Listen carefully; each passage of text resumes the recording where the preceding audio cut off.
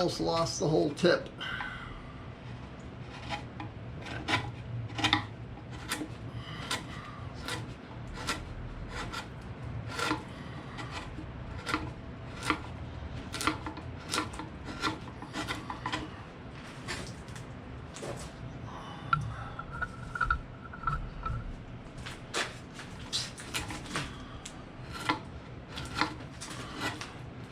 I'm just going to get this closed for now, and after I draw the shield in, I'll be able to tuck it behind the shield. And this is all extra wood here, so.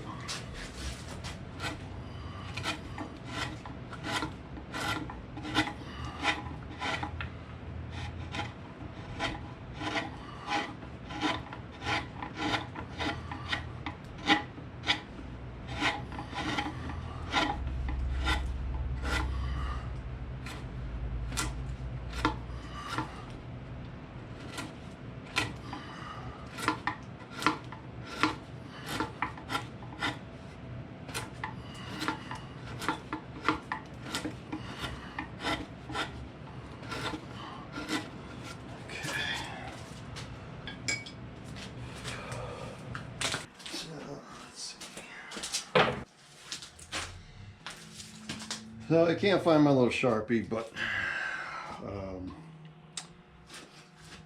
I'll use this pencil because I got to cut away a lot, so it's not going to make a big difference with a little bit of dirt, or what do you call it? Dirty graphite.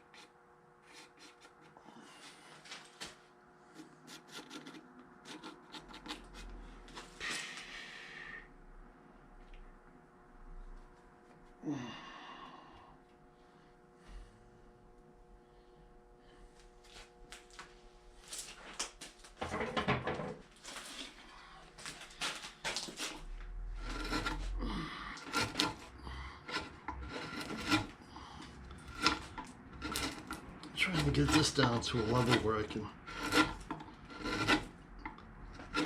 lay the pattern down, figure out where it's supposed to be.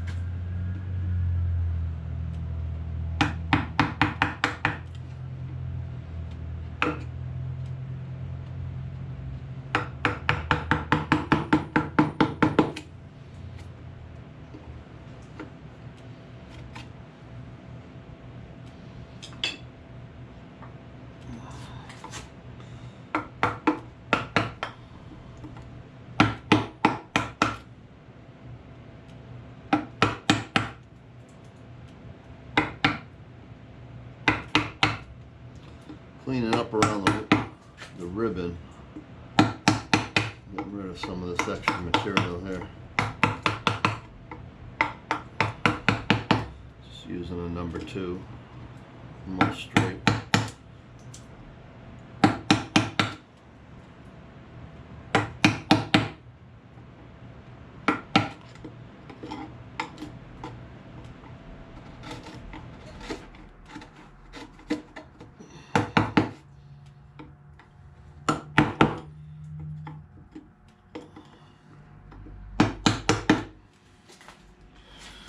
I'm going to undercut underneath the neck and the head here. Not all the way, but just enough so it looks like it's wrapping up underneath.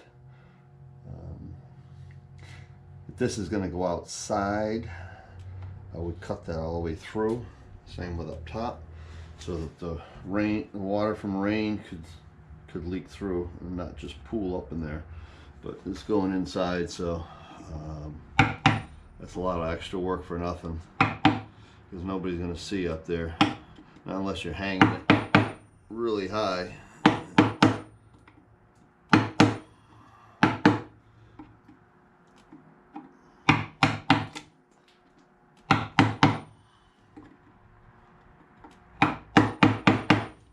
Yeah, be careful, because this is really short grained right there. There's not much there, and it wouldn't take much to chip off a piece. And, yeah, and that would be a little tough to fix without having to glue another piece in there. Which is something to keep in mind to do. I've done that many times. Broken something off that's vital, and then just glued a piece of wood on. As long as it's getting painted, nobody's gonna know. The biggest problem with that is you gotta work hard to get the area that you're gluing the wood on perfectly flat and straight, so there's a good mating surface.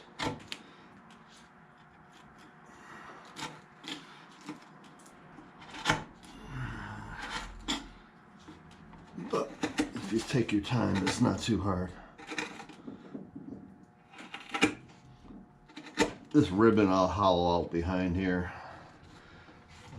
Maybe not all the way through, but quite a bit.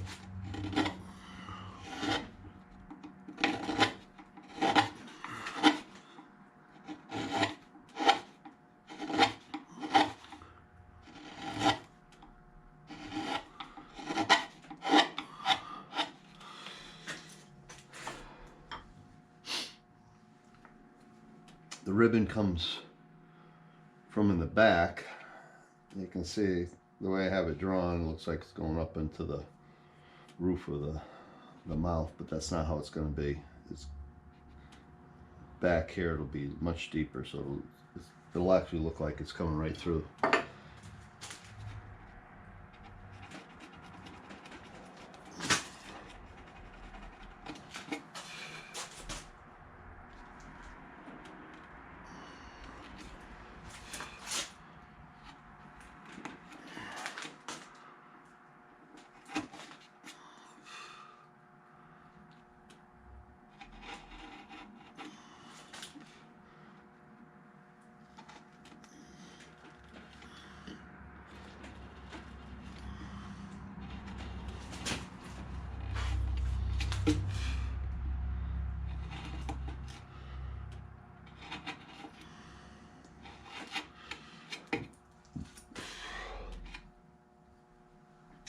These open areas can be a pain. You can waste a lot of time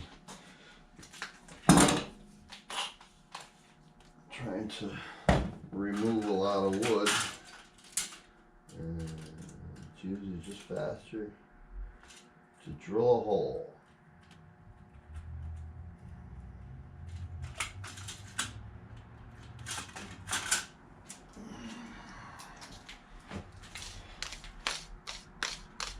When you got a hole, you can use a small gouge to enlarge it. You don't have to dig a hole with the with the gouge. I'll get rid of as much material as possible with the drill. And just clean it out with the tool.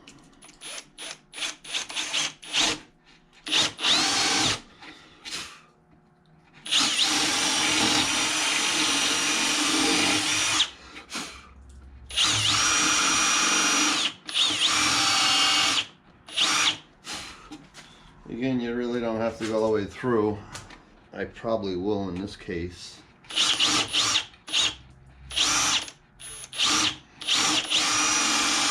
Because it's not really deep. The beak at this point is 3/4 of an inch wide. You're not really going that far. And you can actually see that by looking straight on. So get rid of everything and make it a little hollow behind there and look like you're really doing something.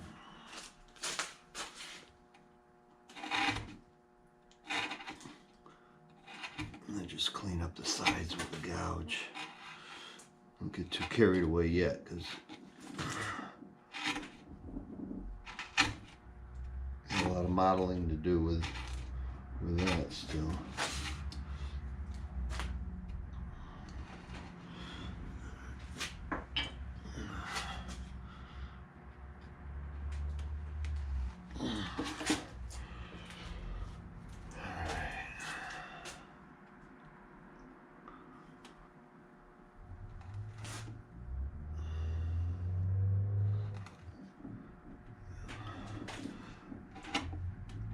Because I'm going across the grain and actually cutting with the grain in this way, I don't have to use a V-tool to do a stop cut, because this goes in far and easy.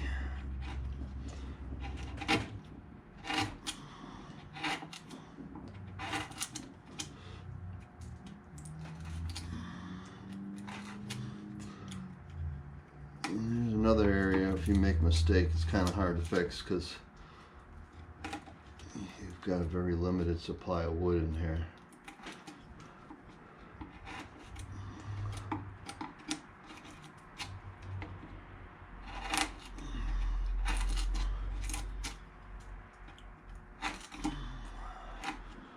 Just keep digging it out.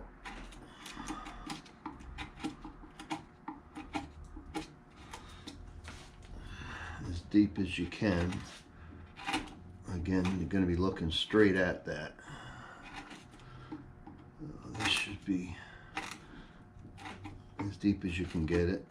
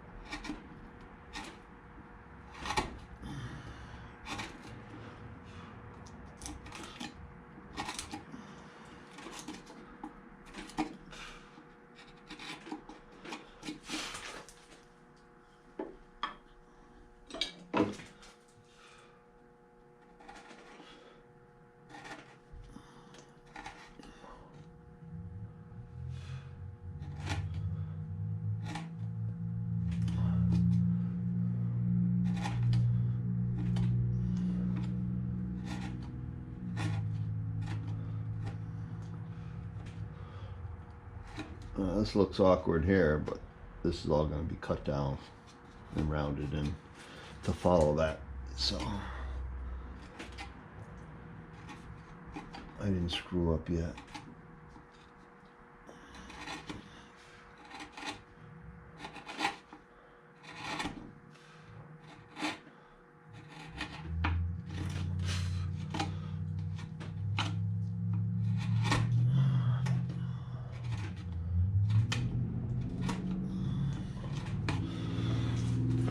So now it looks like it's coming right from the back of the beak. It pretty much is, because I'm dug in almost the thickness of the beak here.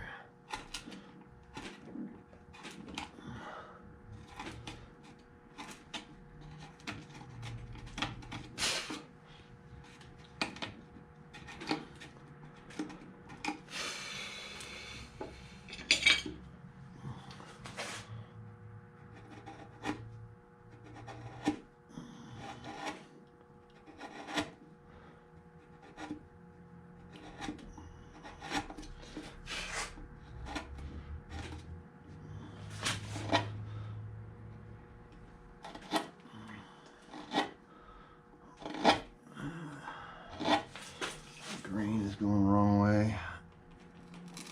See how easy it breaks out going that way. But if I just barely slice it, I can get away with it. Not too deep, just enough to raise the banner, the ribbon banner, whatever you call it, off of the lower beak.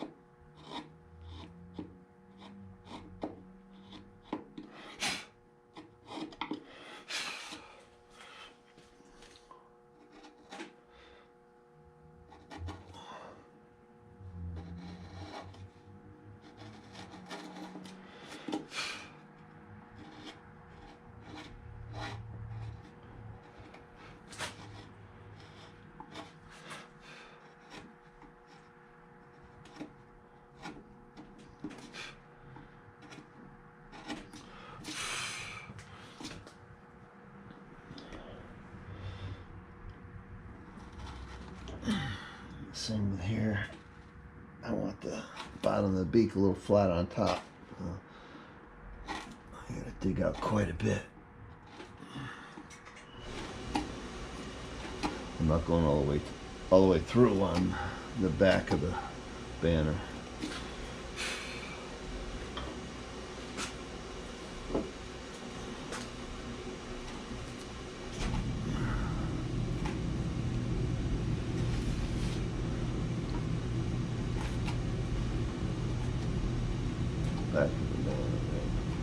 Back of the beak, and the back of the banner too.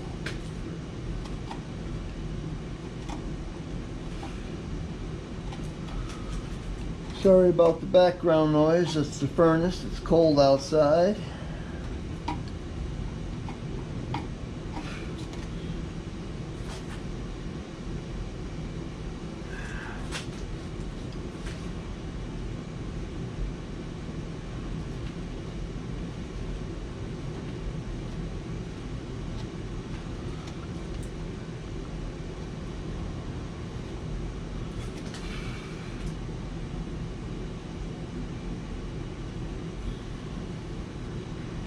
This is the separation line right here between the top of the beak and the bottom of the beak.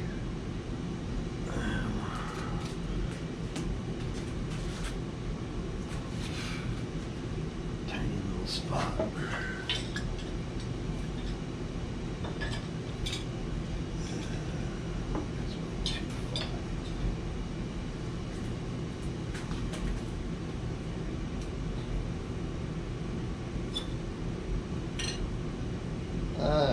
Where'd it go?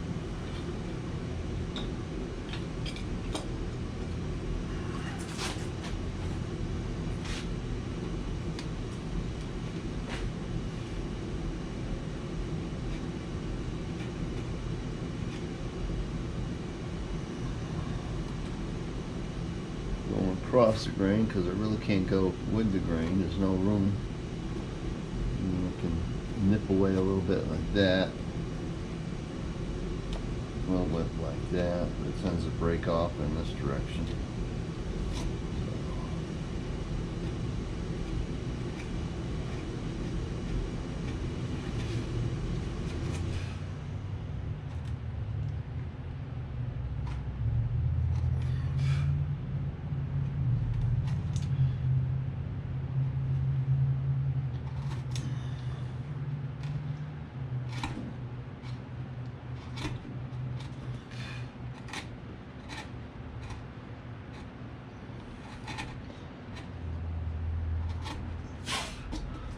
Yeah, I'm going to undercut the ribbon a little bit on this side and on this side so it looks very thin.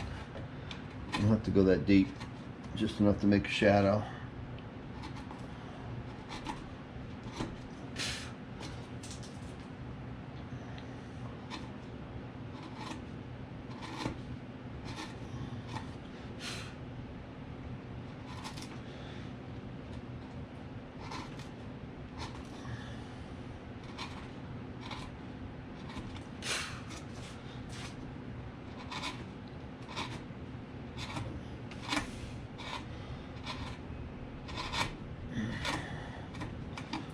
Cut through there. I got to clean out the back a little bit. I'm not going to be able to see that, but it's not very exciting. So all I'm doing is just, there's a big hunk of wood behind here. It's making, as you can see inside, this beak look like it's an inch thick, and I want to thin that out, so I'm just going to dig away the wood behind it, and there's a lot.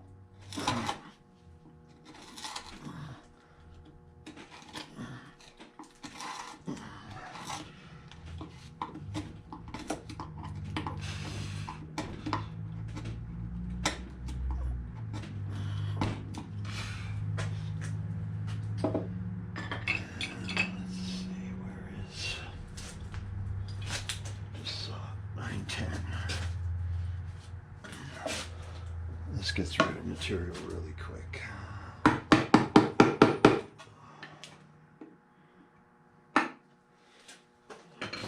Use a pencil. Gotta have lots of pencils on hand.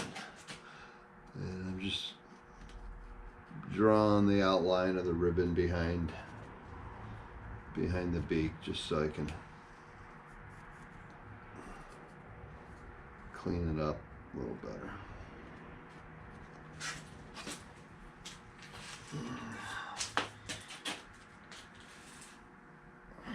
What did I do with it? There it is.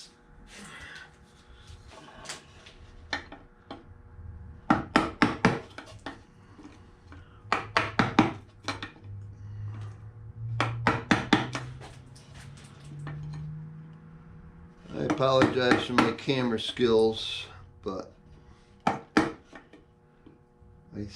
there's a few wood carvers who have decided that they make more money filming and selling videos than they do carving wood. So they have multiple cameras and all kinds of setups, blah, blah, blah. Well, I'm not doing this as just to sell videos. It's not for sale. And it takes a lot of time to change the setups and camera angles constantly, and then you end up doing that instead of actually carving. So doing the best I can, still being able to carve in a reasonable amount of time. Otherwise I'll be making $1 an hour, which when you first start carving, somebody said, "Oh, can I buy one of those?" Yeah, okay. Unless you've carved lots of them, it's going to take a long time to do. For anything complicated or larger than something that'll fit in the palm of your hand.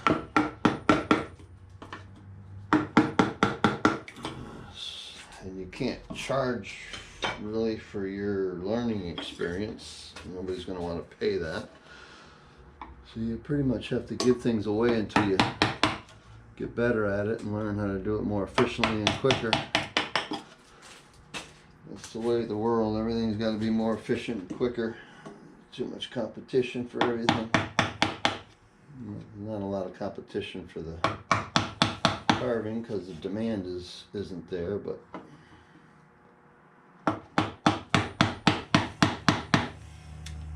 unless you just want to piddle around and you don't care if you make any money doing this, you need to come up with some practice time and some methods to make it quicker to do.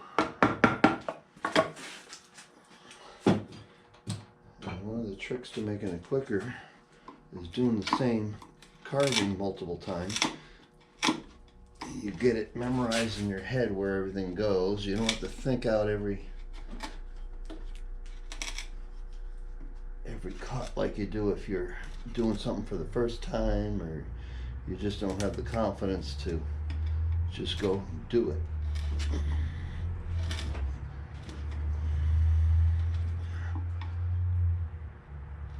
I'm making the front tip of the beak thinner and thinner back here. That's all that I'm doing now.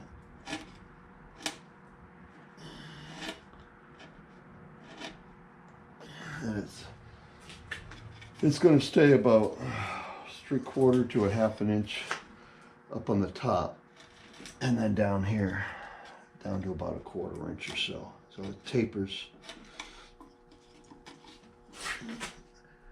And it's hard to get in here because right now I'm carving completely against the grain and scraping big chunks, peeling big ugly pieces off.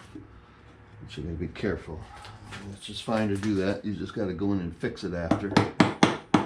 Clean it up.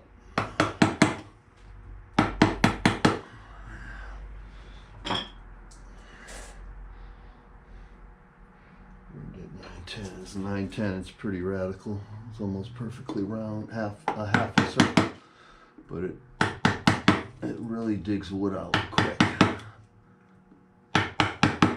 That's what number 9 is for, fast wood removal. Or if you're trying to copy a curve like that, but usually it's for fast wood removal.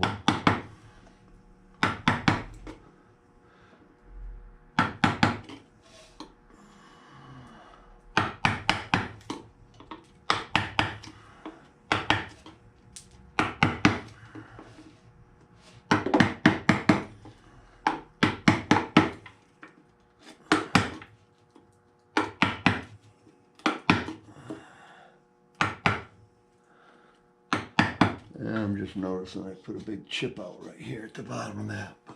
So now I gotta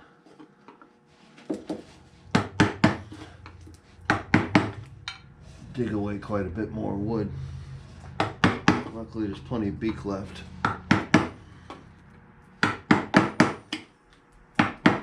Another reason why you don't wanna, I mean, I could have went in and made this all pretty before I did this, and then I'd be screwed because I got that chip right there. Now I'm all out of wood. If I had done that first, but I didn't, so now I can cut that down a little deeper and adjust this to fit that. Okay. Almost done removing the wood behind here.